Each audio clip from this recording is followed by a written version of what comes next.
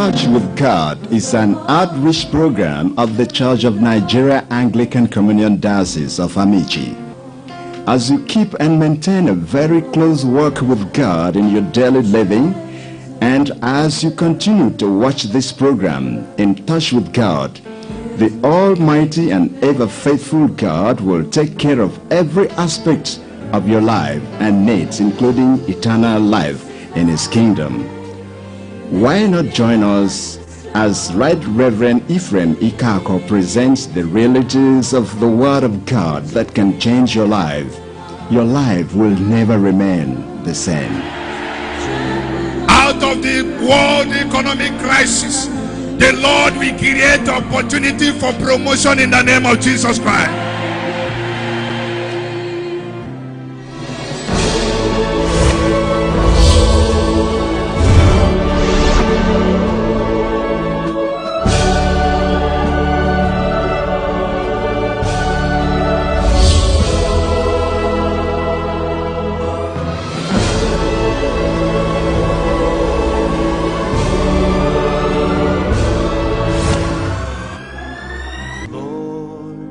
Stand in the midst of a multitude of those from every tribe and tongue. We are your people, redeemed by your blood, rescued from death by your love.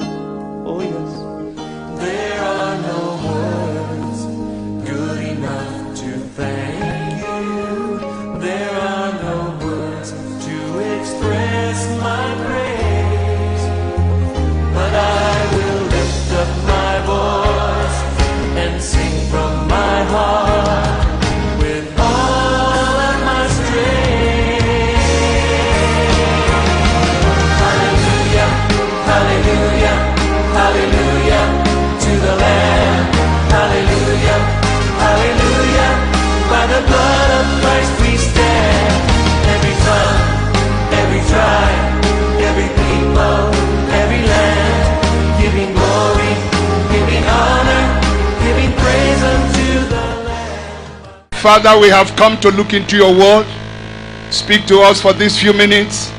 Do a new thing in this town, and let there be more testimonies. Onye nwe anyị n'obodo anyị afụga aka gị dị mma. Ị gaghị akwụsị n'ụzọ. Jehovah lụrụ gaba. Onye nwe anyị lụrụ gaba. Agaghị eji obodo agba maatụ ihe ọjọọ ọzọ. Agaghị eji obodo a maatụ amaghị Chineke. Gọzie ụmụ gị n'obodo a. Ma ndị nọ na Nigeria ma ndị nọ outside the country. Anyị anatara ha mmeghe ụzọ. N'aha Jesus Christ bụ onye nwe anyị. Can I hear a bigger amen? Genesis chapter 19 from verse 1. Now the two angels came to Sodom in the evening. And Lot was sitting in the gate of Sodom. When Lot saw the angels, he rose to meet them, and he bowed himself with his face toward the ground. And Lot said, "Hear now, my lords, please turn into your servant's house and spend the night, and wash your feet. Then you may rise early and go on your way." And they said, "No, but we will spend the night in the open square." But Lot insisted strongly. So they turned into him and entered his house. Then Lot made them a feast. Lot made them what? A feast. And baked unleavened bread, and they ate. Now before they lay down, the men of the city, that is the men of Sodom, both old and young. Serious matter. Sodom and Gomorrah. Also both old and young. All the people from every quarter surrounded Lot's house. And they called to Lot and said to him, "Where are the men who came to you tonight? Bring them out to us that we may know them carnally." In aghọta akụkọ a, ke ndị na-achọ ụmụ nwoke a bịakwutere Lord. Ụmụ nwoke ka ụmụ nwanyị. Ha na-ajụ Lord, kedụ. That's why I been a coup for the church. Nothing is new as far as the Bible is concerned. Homosexuality and lesbianism did not start today. Nweke kwaso nweke iko na nwaanyị kwaso nwaanyị iko no bidoro mbone. It's possible that homosexuals are here. Lesbians are here. Na akwụgharị. Oya ka eji si escape. Na ebe anyị tinyere isi n'ụzọ emere ogede. Escape. Ha na-ajụ Lord, kedu ụmụ nwoke a ya chọrọzi ụmụ nwaanyị? Ke ụmụ nwoke a bakwutere gị n'abalị a, kpọpụta ya ka anyị na ha dị n'akwa iko. So Lot went out to them through the doorway, shut the door behind him, and said, please, my brethren, do not do so wickedly. Though you got whatever on homosexuality is great wickedness. Lesbianism is great wickedness. So ndini ile nehemie asikwage escape. Verse 8. Lord Ajenirusi, he made a sacrifice that was too terrible to rescue the people. So see now, I have 2 daughters who have not known any man. Virgins. Please, let me bring them out to you, and you may do to them as you wish. Only do nothing to these men, since this is the reason they have come under the shadow of my roof. Of course, man and they have their kwaiko bundione. Across boundary. Na kwagido sizo ndi mozi ka ha ga-akwa. Lord to mara the disaster na ihe ha chọrọ ime disaster. We si hu na adventure kwa na ihe a. Ni iji gosi unu how terrible ihe unu na-achọ ime dị. Na enwere m ụmụ agbọghọbịa na-abụ virgins. Ka mkponye ya unu. I think Lot was too jealous for his people. He wanted to save them. Because here na check Bible si ụmụ nwoke niile nọ na Sodom nọ n'ọnụ ụzọ ahụ. Ọ bụrụ na eventually ha kpọrọ ụmụ agbọghọbịa na-aba, ka arụ ga-adị ụmụ agbọghọbịa na-abọ na ụmụ nwoke ruru 50 dinara ha n'abalị ahụ. But Lord said, na nke ahụ ka easier than ihe ga-apụta ma unu nwa di na ndị mmụọ. He made a sacrifice to save his people from the judgment and wrath of God. Because ndị bịara ụdị ije ahụ abụrụzi ndị anya dị mma. Ụfọdụ esegi Igbo. Ebe onye sere Igbo na-edina nwa agbọghọbịa mara nwoke. Ị ga-ama the pain, ị ga-ama the devastating effect ọ ga-enwe na that nwa agbọghọbịa. Maka onye sere Igbo bụ younger brother onye ara.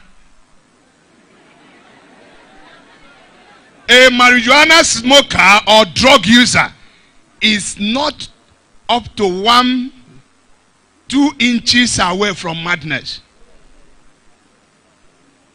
And that's why in Agwayoku, some of you are case are handle ndị Igbo. Ne anya na mkpara anya ofuma obu na obagotego. Abanamba. Maka ihe one na-akọ mgbe ahụ da aghọta ya. So onye ọ ga na-ebe legi ọsị na gịnịkwa. Gịnịkwa. Ihe ọ na-ekwu bụ na ya aghọta akwa ihe na-eme ya. Ị nọ na-aba ọkwa gị Igbo ga-egbu gị Igbo mba chọgodo ihe ị ga-eme ka isi kuluo ya. Ọ bụrụ agụụ ji enye ya nri ka Igbo kilia ịkpọzie ya gwabe ya okwu. Maka ya na onye ara nọ n'ofu klọb mgbe ahụ. Ndị niile na-esi Igbo ebe a ọkwọnụ ghọta ihe na-ekwu. Okay, mara na ha juru ebe a.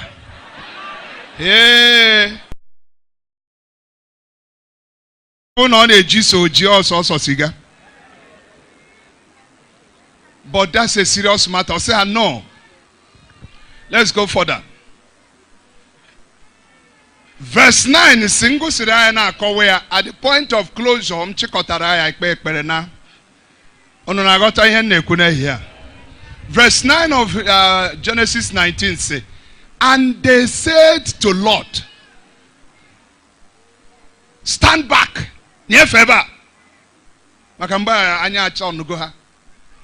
Stand back. Look at this one. He came in to stay here.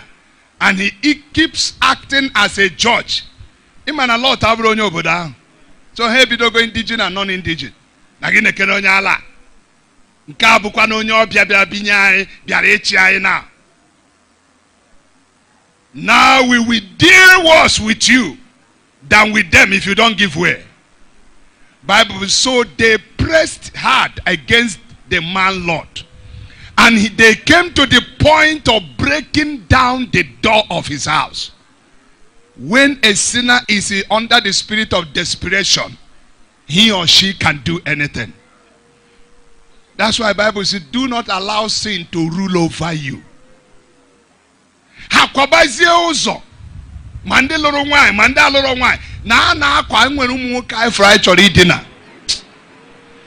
Verse 10. Ana adoga kanante deka Proverbs chapter 29 verse 1 say, no nya na ada kanante otutu mgbe okwechi oli ike n'otu ntabi anya ka a ga-etipịa ya ngwọta adịghịkwa. Proverbs 29 verse 1. Ana asị ndị Lot si anyekwe na efe ebe a ebe unu na-azọnye ụkwụ bụ ihe ndị oyibo na-akpọ suicidal mission. That's why some of you don't know.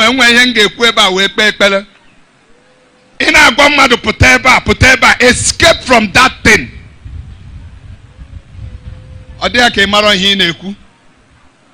Bible says, something happened in verse 10. But the men who were in Lot's house reached out their hands. For struggle, oh Lord. Say, no, we have taken enough. Meanwhile, na Sodom and Gomorrah did too much. No, we have to do something. I said they reached out their hands from inside and pulled Lot. Where? Inside. To be with them, and they shut the door. Gemonti. Emegide kwene ihe anyị na-eme n'iju ozi ọma Chineke mechibidogo ụzọ. Ebigheri gedikwa na aka anyị na-ebigheri a na-agwa gị maka alaeze na ihe gaji ime na gị pụta n'ikpere alụsị, gị pụta n'ịgwọ ọgwụ, gị pụta n'ịkwa iko. Isio emegidekwe na ụbọchị Chineke ga-emechibidogo ụzọ. Or see, they shut the door, but it did not end there. Bible says, and they struck the men who were at the doorway of the house with what? Blindness. Onwe ndị na-ebe ache na ha na-afụ ụzọ. Onwe ihe ndị Igbo ndị mmadụ na-akpọ otigobere anya ahụhụ ụzọ. Because na ịnọ ebe a kịta iche na ị na-ahụ ụzọ. Onwego ndị megidere ihe Chineke were mechie anya ha ga-eji fu business opportunities because of the kind of things they are doing.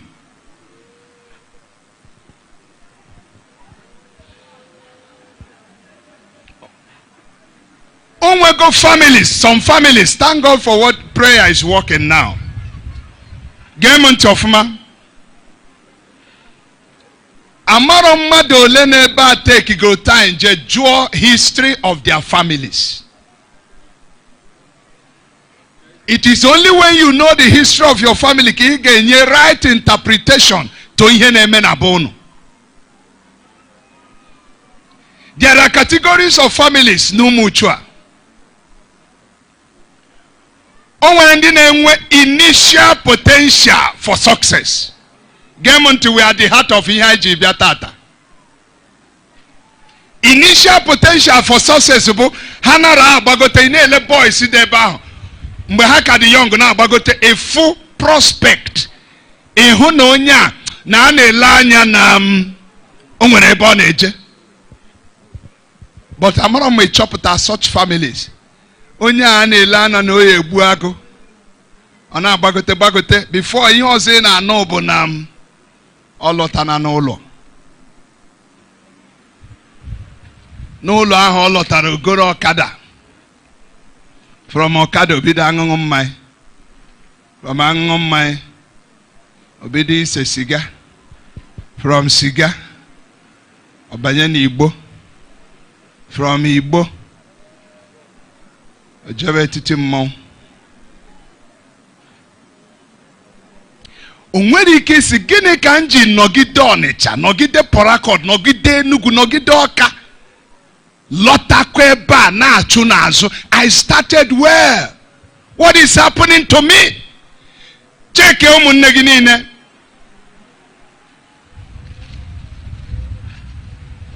That is why ndọda aka na ntị na-eti ụfọdụ uche na ihe a na-agwa ndị ụka. Many families are still struggling maka alụsị efere na be ha mgbe ha amarọ.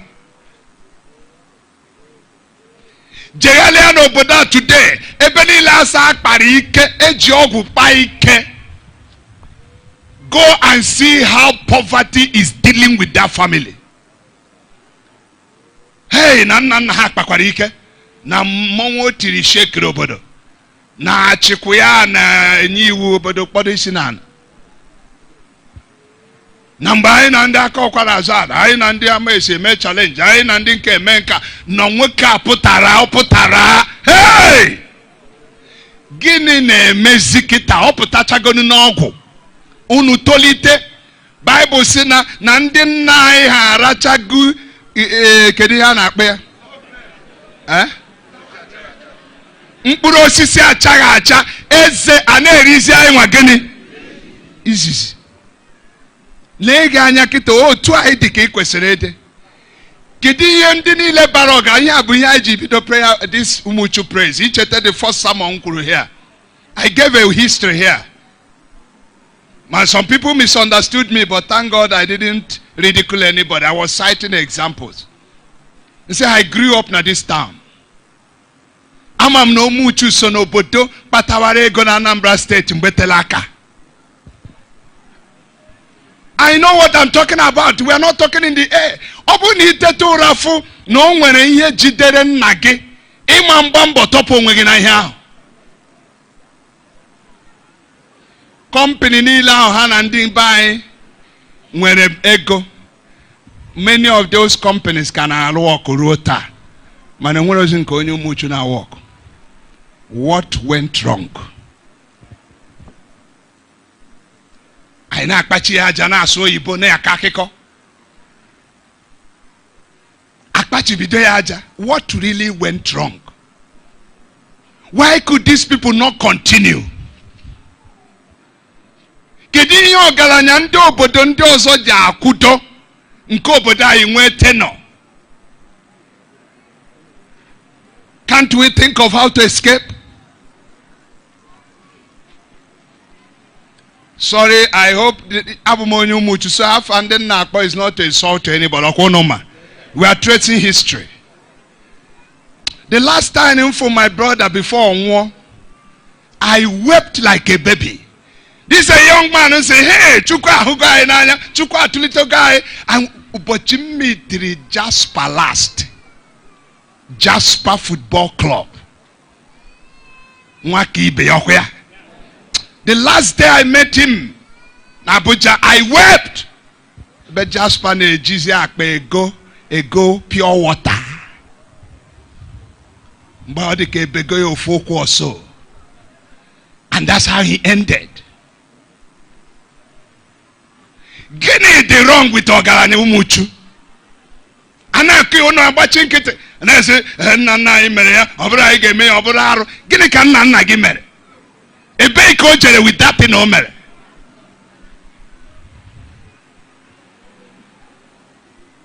Jehovah were iwe tida mechipita ya eluigwe. Yet onwe onye chọrọ ịnụ ihe. God will say ngwakwa gị. From today, do what? Escape. Adema ayoge ayo echo, you escape. Echoro nọrọ ebe ahụ. Kama ihe ahụ Joshua gwara ụmụ Israel mgbe o megidere ihe ha ekwere nchite. Ọtọ nọ na Joshua chapter 24 verse 15. Ọzọ na ọ dị ka ya ahụgo na isi adịrọ unu mma. Rọpụtaziere unu onwe unu taa onye unu ga-eme gịnị? Chi unu ga-efe. Na ọ bụrụ Baal ka unu mma sobeni Baal. Mana as for me and my family, ọ sị gịnị? We will serve the living God. Hallelujah. Family niile agwọrọ oke ọgwụ baa otu nzuzo. Gịnị ka ha na-emepụta taa? These young people now spring up kịta na-emetụ n'obodo anyị. Many of them are from family agwọrọ oke ọgwụ etiri oke mmọnwụ. Many of them are from very wretched family. Ndị kpara ogbenye. Why must you commit your money to something that will stop you on the way? Why? You think you're wise? Let me finish what I want to say. Or say, and the angel struck them with blindness. And they struck the men who were at the doorway of the house with blindness, both small and so that they become weary trying to find the door. Many of us ever na chogari uzo. Ijobodo ibotai nata. Enyege gaya tai nata uzo ki ne bi area kanacho. Every year ofu akiko kono na akona bonu. Every year ofu akiko. Tata bu June 1, first half agago kwa. Onwe ndị ka ya na onwe gị ihe o mere ọ dị ka Christmas a ọ dara mberede. A na-eru 28 November na hey na oru aha kwana. Eyiri ọhụrụ. Oru aha kwana. Mgbe ị nọ na-eghe isi na-akwụgharị. Ebe ọ bụ na akwara ozu ije ebe a ṅụọ 4 bottles mmanya kọgheriri na ana. Etu oge nnukwute gainem. Kedu ihe na-azara gainem ma ego adịrọ n'akpa gị?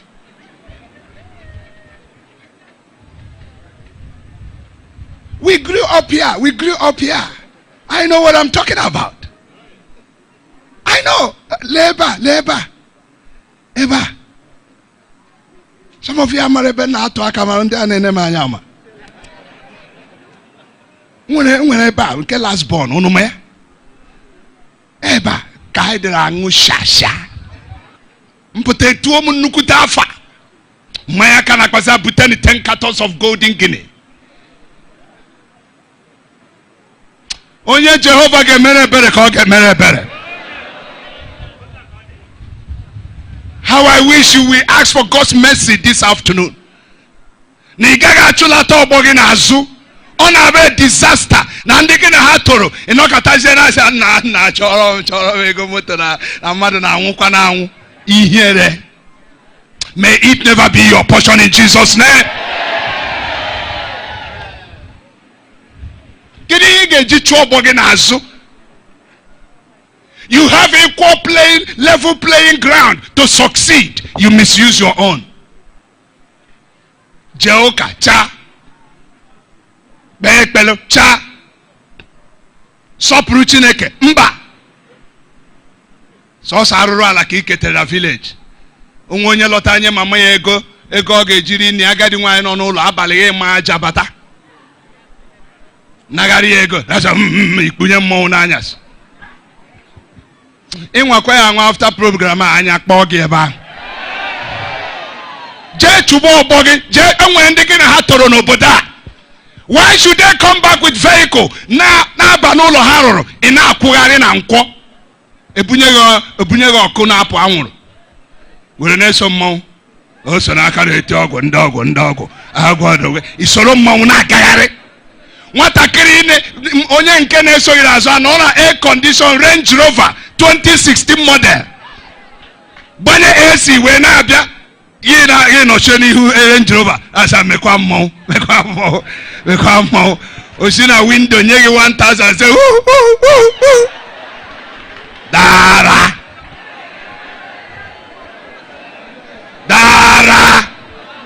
deba iso onye ahụ buru ka emere gịnị since tibere mmọnwụ gwọwa ọgwụ show me ihe i metere. When ndị ga-ajụ ese ha n'ụmụ uche asị ha na-ezekwa ha eze ihe ha na-agwọ n'ọgwụ dị too much.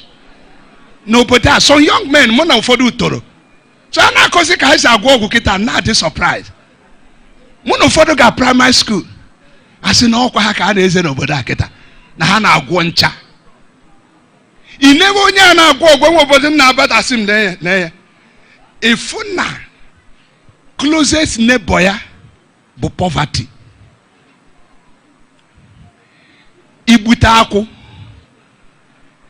rete olugbo unu kpatara na mbụbọ ije chi dibe ogbenye na-agwọ ọgwụ bụ dị ka gịnị wee mee ka a ghara igbu gị. Nwatakịrị gbawa mbọ na Lagos, Ọka, Abuja sublọta mee foundation abalị jere ngọngọ jebe ebe ahụ jelie ọgwụ na ụlọ ọ na-arụ ọmarụta ọkwa n'obodo a anyị ga-agwa ha nwere. From today anybody ga-ejebe nwatakịrị ụmụ uchu na-arụ project ka ọ stop ya, the judgment of God will destroy you in the name of Jesus.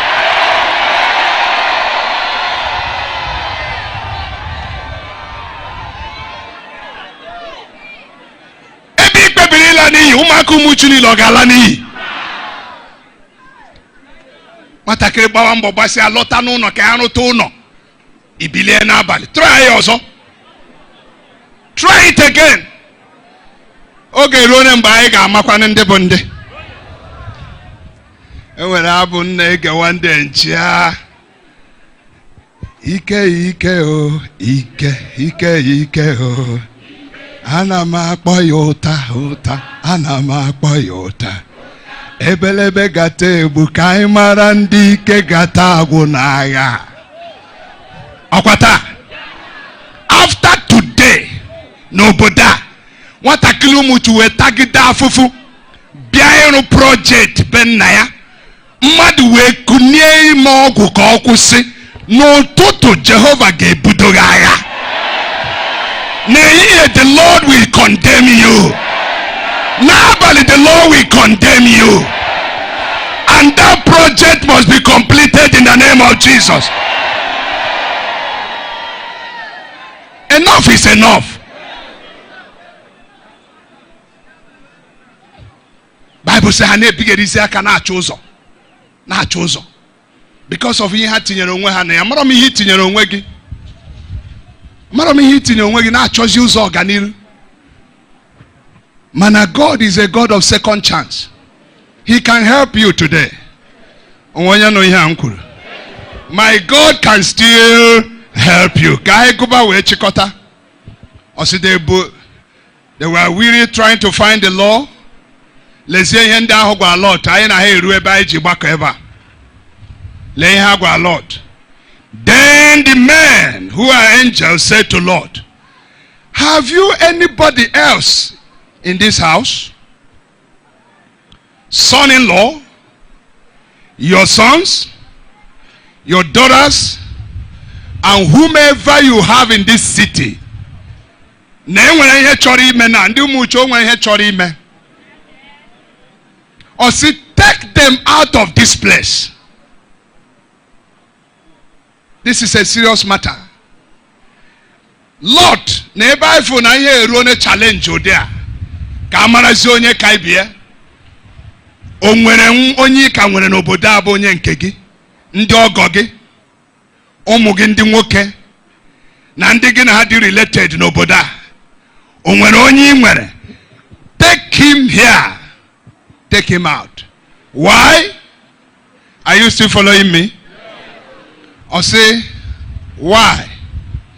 For we will destroy this place. Did you hear what they said? We will do what? Because the outcry of this place have grown great before the face of the Lord. And the Lord has sent us to destroy it. So Lot went out and spoke to his sons-in-law. So who had married his daughters, and said to them, get up, get out of this place, for the Lord will destroy this city. Look at their reaction. Two unfriendly commands. My friend, get up. Over negotiation, then when something at stake. Get up. I say, as you're getting up, get out. Something unfriendly, something devastating, something catastrophic is about to happen. Get out.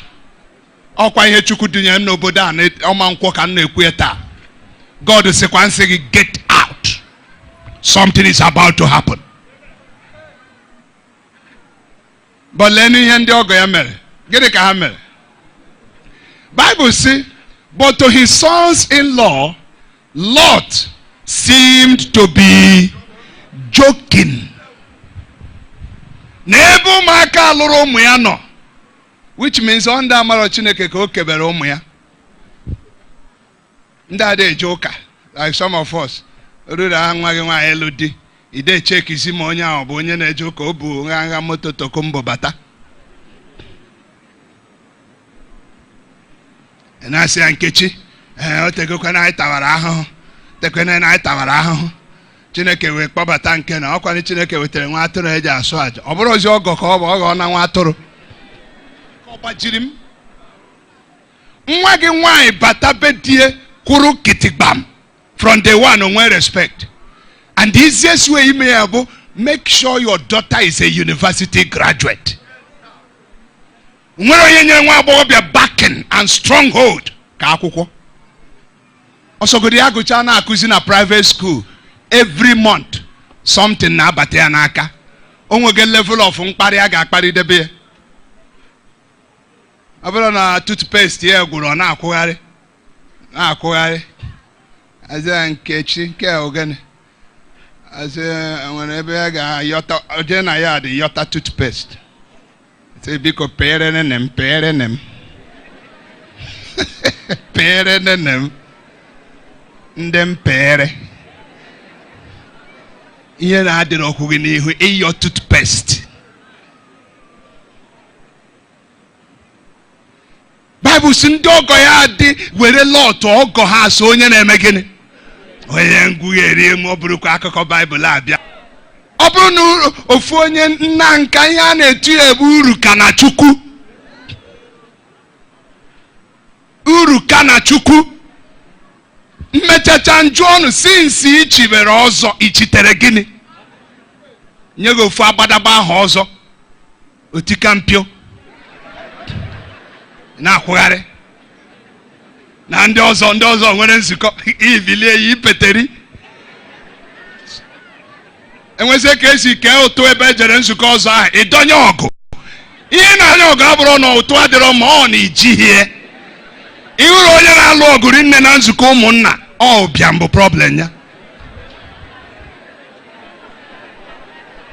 We want to conclude and pray. I want to charge you to come out from ihe ahụ ị na-eme. Ụzọ adịrọ ya. Ụzọ adịrọ gị gwọ ọgwụ. Ụzọ adịrọ ya. Ụzọ adịrọ na dibịa. Ụzọ adịrọ ije n'obi gbavuru oche nọchie n'eku akụfe.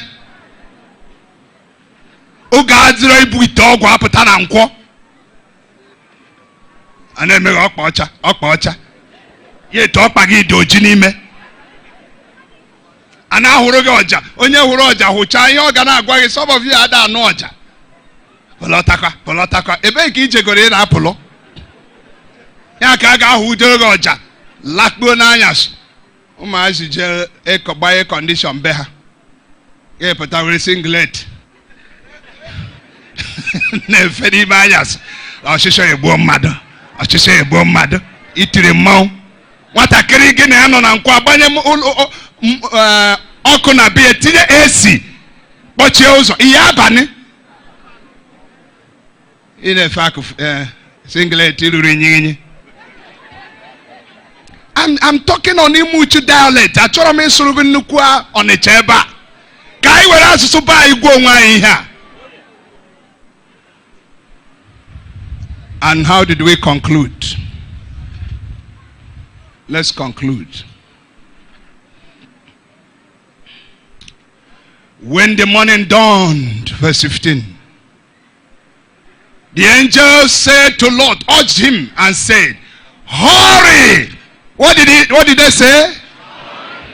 Gene ebo hurry nibo. Ngwangwa mengwangwa. Hurry. Arise. Take your wife. Take your 2 daughters who are here, lest you be consumed in the punishment of the city. And while Lot lingered, the Bible says, while Lot lingered, the angels took hold of his hand, took hold of his wife's hand, took hold of the hands of his 2 daughters. The Lord, being merciful to Lot, and they brought him out and set him outside the city. And it came to pass, when they had brought them outside, that the angel turned and said to him, what did he say? Escape for your life. Escape. Iniquities are the sources of greatest curse from God. Sin.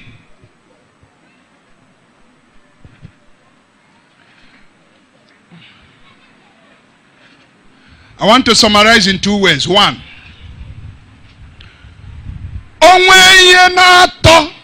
Or broadly. There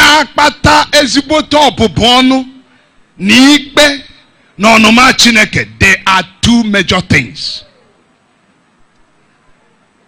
Sexual immorality of all categories and the sin of idolatry.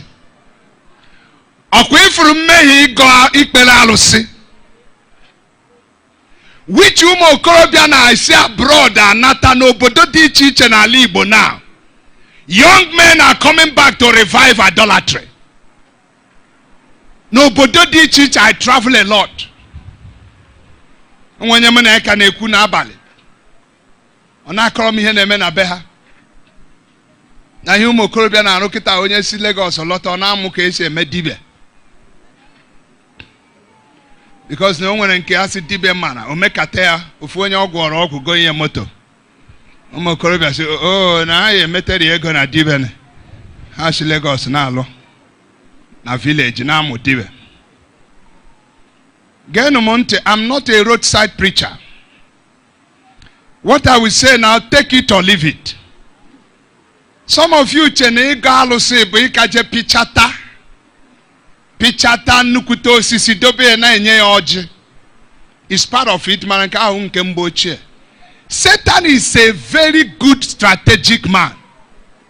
Oma how to get you. Obuta arụsị dewa na nkwọ kịta asị ndị mmadụ bịazie ni banye na arụsị. Many people may not outrightly go. Ọtọ nụọ. Kwanye gị ọnụ banye echichi ọzọ. Unfortunately, ụfọdụ chọọchị go nụ na enwere ọzọ ndị ụka. One man chiri ọzọ na chọọchị anyị 1990. Bishop nọ na that diocese mgbe ahụ asị m chọọchị anyị ka ịma na adị m akọtọ ụlọ ụka ndị ọzọ. Bishop wee sị nothing is wrong, onye nke a bụ onye nke anyị na ọzọ ndị ụka ka o chiri. na unu ga-afụ ya ga-abịa nye certificate that day. Afụ na enwere ebe ọ gwọtọrọ aka. Bishop went na full FF bishop gozie certificate ọzọ. Si ndị mmadụ ọkụnụ fụlụ ya, anyị ewepụghị ife niile dị njọ n'ọzọ. Nke a bụzi nke ndị ụka n'afa nke Nna na nke Ọkpara na nke Mmụọ Nsọ. Amen. O were certificate ọzọ nye. Ndị ụka sị ya nke a bụrụ bishop, ndị a na-akọndem mmadụ. Ema ụfọdụ n'ime ụlọ ọrụ nke ike aka mgbe ọbụla ya na mmọnwụ. Anyị alụgide Jizọs bịa. Ọkwa ọgụ mmọnwụ a. Maka ama m ọnwụ ka ị na-agbakwuru. Gịnị meziri? Gee m ntị, this is onye ọba, ana m aka akụkọ mere na Lagos. 20 years later, the man was a very rich man. About 15-20 years later, the man died. But a day gave for Putoga and one ayoya. Okpo di okpale ya. Say I know when I hear chore gwagi niru mama gi. Na here di choi kwe niru mama gi bo ke ono ghara si ya ekwuro. Ọ kwa ka ya gwa unu na unu je wetere certificate ọzọ ya. Nke a bishop nyere ya, enye ya certificate. Ọsị ya biko. N'otu a na ofuchi aka gị ibie. Na ya kubie ume. Na unu were certificate a jee na nke my lord bishop nyekwa ya. Na ihe a na-atụkwasịrị unu bụ na onwere ọkwa ọzọ ndị ụka. Na ihe ahụ a bịara bulie certificate na ha echichago ọzọ n'abalị. Bishop were bịawa n'ụtụtụ. Na ya ama ihe ya kọmitiri onwe ya n'ọzọ ahụ ha chiri. Kpọdị ọkpara ya na gị kpachapụkwa anya onye akwabakwana gị n'ọzọ na enwere ọzọ ndị ụka. No Bible. I try to make powerful because the family are still alive. Also is pure hedonic idolatrous practice. Escape. I try to keep kwenyere. Escape.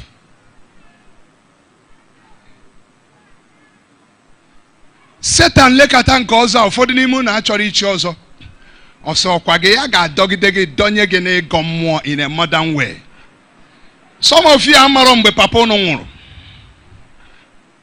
Ị maro mgbe nna gị nwụrụ, nwere ike ụfọdụ ka aka kụ n'aka, ụfọdụ afọrọ dị papa ha.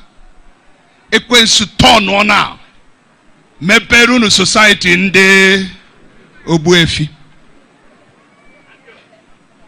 No, I must teach you what will help you. Take it or leave it. I am not a freelancing preacher who will come here and tell you what I don't know. No matter scholarly argument, everybody will.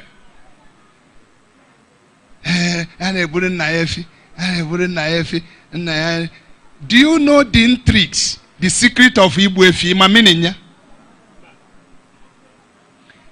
Some of you like Ndu Kanabu member Asana Abampanala, where Leonyoka, tum tum tum tum.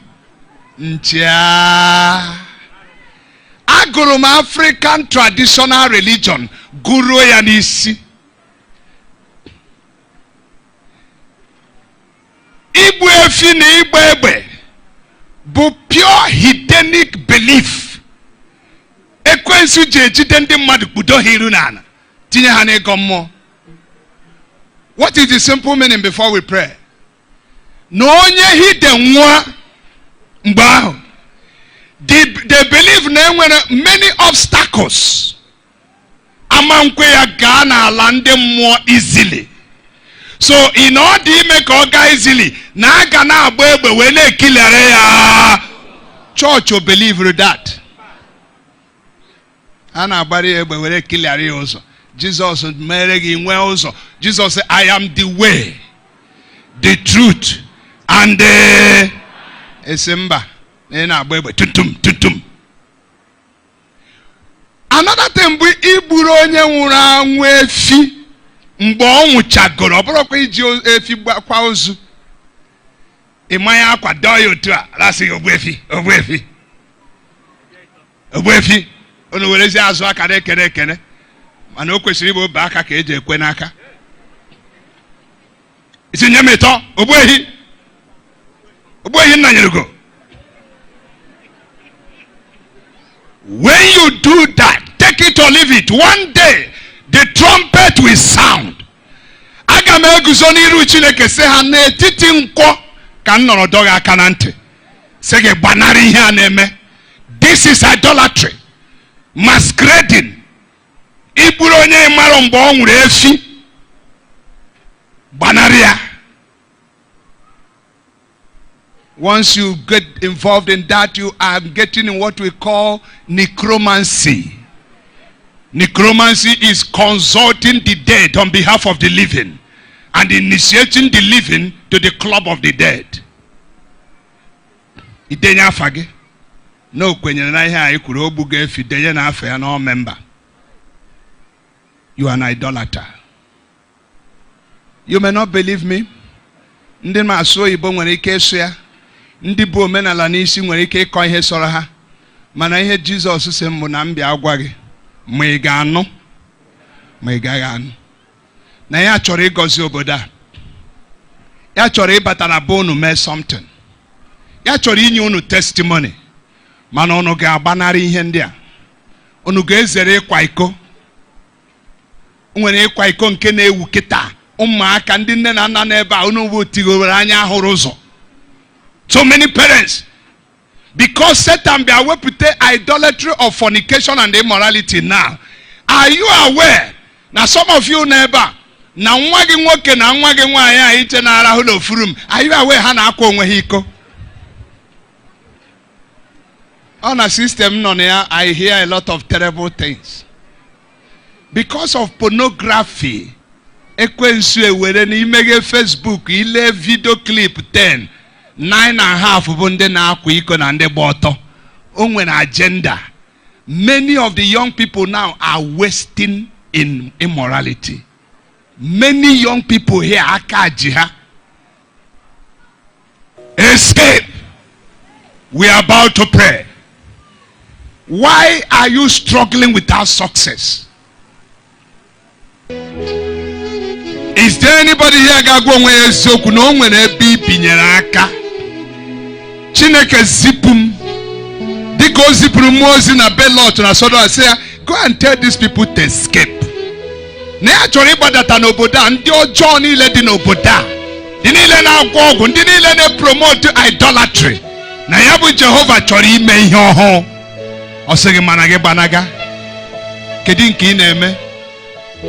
Ị na-asị asị na akwa iko, ị na-ele fim rụrụ arụ, pornography ọ dị n'isi gị, homosexuality, lesbianism, ise enyi efe ndị ala. Chineke sị ekele gị na oyiyi nke mesị achọ m eyi ala. That is a sin. Iso na ndị na-promote mmanwụ ekwu enukwu anị nọrọ ebe ị nọ. So na ọ dị eshi. Let's watch out from this year. Let's watch out. Mana ọ bụrụ na ị chọrọ inwe mkpebi ma nwa agbọghọbịa nwa okorobịa ma papa ma mama, you want to have a decision to escape to Jesus. Ọ sị gị, come, I will give you rest. Men of God, let's pray on behalf of this man, on behalf of these women, on behalf of these young people, on behalf of these families. Nye God iji kpaa ndị nchụaja na obodo a, ma ndị bịara abịa ma ndị ji izugbo ka anyị napụta ndị a. Cry on their behalf.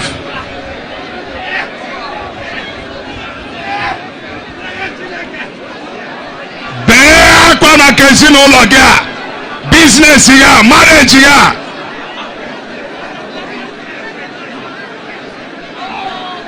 Every year ọnụ na-agba mbọ, agbasịa mbọ, nothing to show.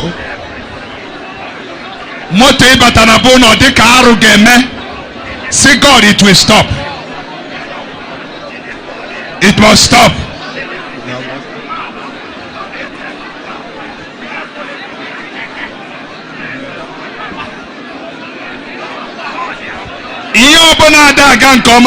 Can you stop it? And we're corporate anointing here. So you are not alone.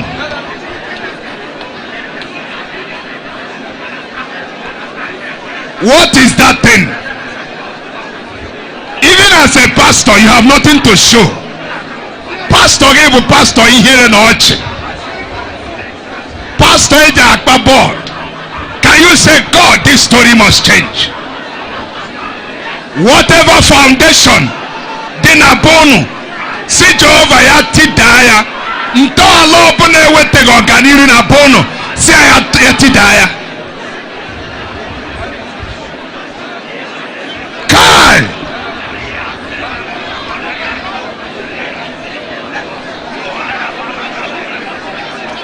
Si ya tidaya.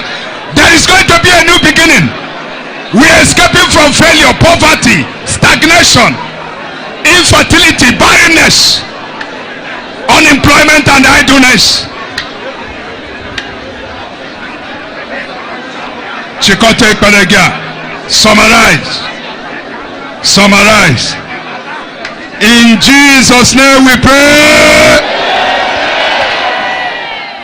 Ngwa ikpego nke gị ọlụ wikita bụ iti amen ebe kwesịrị iti amen. Ndị nchụaja na ndị pastor jikọrọ aka ebe a. Ebe God say one of us can pursue 1,000, 2, 10,000. Gụọ ndị nke Chineke ole n'ebe a, gosi ndị dị born again n'ebe a. Demon ole nọ na bonu. They can't stand us. In Jesus' name we pray. Father, by divine mandate, Lord Jesus, you sent us on this mission. Na itopunda akaji.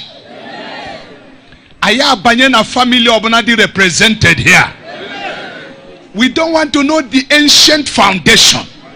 Ikwere nkwasi na ndị nne na nna ya amalacha ụtọ ezeribe anyị ijiji. Agbanyeghị ihe ndị nne na nna anyị ha fere mgbe gara aga. Anyị atọpụ ndị niile n'ebe a n'aha Jizọs.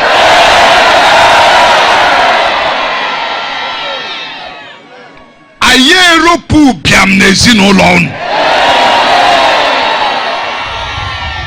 Anyị eropu a na-agba mba ada agbata ihe n'ezinụlọ unu.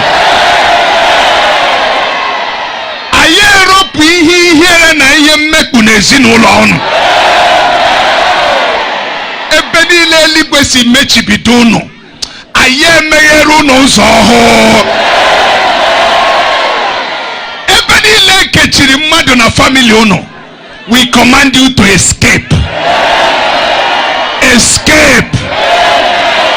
Escape from native doctors. Escape from witches and wizards. Escape from occultic men. Escape. Aya dokapu na arogi. Uwe odida.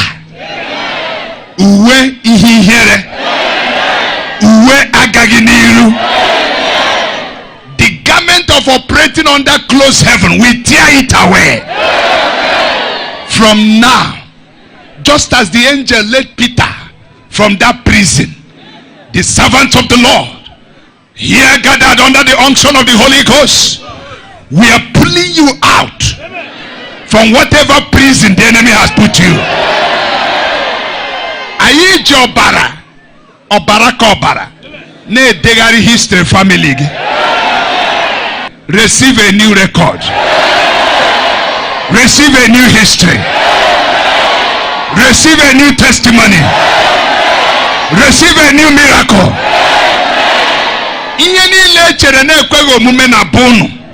Because of today, hage bidoko omume. Aga rule on at that house. Go moto home at that house. Ndị na-amụ begị nwa ga-amụ nwa na that house. Ụmụ okorobịa enweghị ihe ha ga-arụ ga-enwe ihe ha ga-arụ. Ụmụ agbọghọbịa ruru ịlụ di ga-alụ di. Ndị niile ụzọ mechibidoro na-emeghela ya. Ndị niile abụrụ ọnụ anyị ewepụ ọbụbụ ọnụ ha. Ndị niile dere afọ ha na ndị ga-anwụchu anwụchu anyị akagbuo ya. Ị gaghị anwụ n'iru nne gị. Ị gaghị anwụ n'iru nna gị. Ụmụ gị agaghị anwụ n'iru gị. Ịkụgo mkpụrụ ụmụaka ị ga-eru uru ha. Ụmụ gị ga-abara gị uru. Ụmụnne gị ga-aba uru. Ezinụlọ gị ga-aba uru. A ga-achị ọchị na famili unu ọzọ.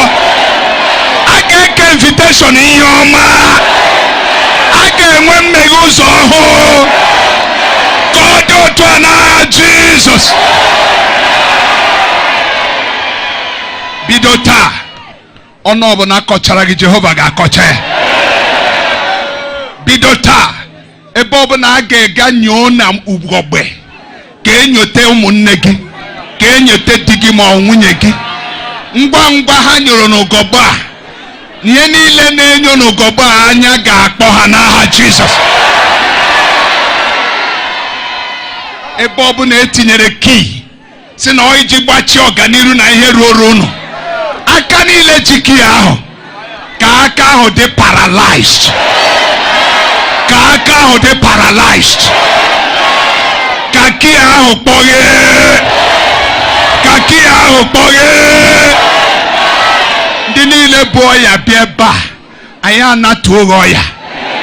Agbanyeghị afọ akpọrọ ọya ahụ, I command with the totality of my brethren pastors here, we command healing. I say, receive healing. Receive healing. Ihe niile ekwuburu n'isi ndị ụmụ uchu n'afọ ndị gara aga 1920-30 wee sị na anyị bụ obodo ga-echu echu, anyị ekwughasịa ya. We declare this town a peseta town in the name of Jesus. Ụmụ ala nsọ ma nwoke ma nwanyị, anyị epulu unu from the dungeon of hindrance. I advertise unu. Anywhere unu no, you will overtake your colleagues. You will overtake your partners. You will come home to this town with testimony. Thank you, Father. Bidota mmadụ ọbụla were onwe ya donate zie to promote idolatry n'obodo a. Onye nwe ọbụla na ọ na-erijubu afọ, napụta ya ego ya. Nye ya ndị ga-eweta development n'aha Jesus Christ. From today, Lord, judge idolaters. Judge idolaters. From today in this town, judge occultic men. From today, judge evil men. Judge dangerous native doctors. From today, Lord, defend the helpless. Give hope to the hopeless. Let there be miracle. Digging and never number that. You are going with miracle. You are going with testimony. You are going with promotion. You are going with open door. In the name of God the Father. In the name of God the Son. In the name of God the Holy Ghost.